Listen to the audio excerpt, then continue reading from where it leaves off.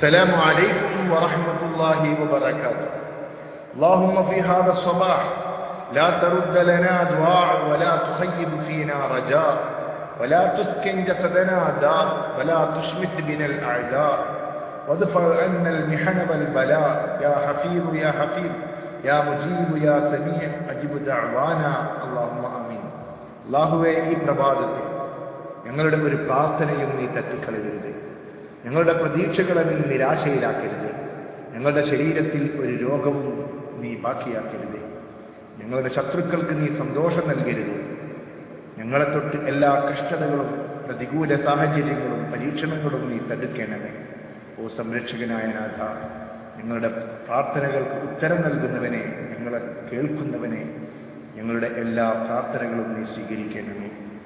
സുബ്ഹാനൽ ഖൈർ, സുപ്രഭാതം.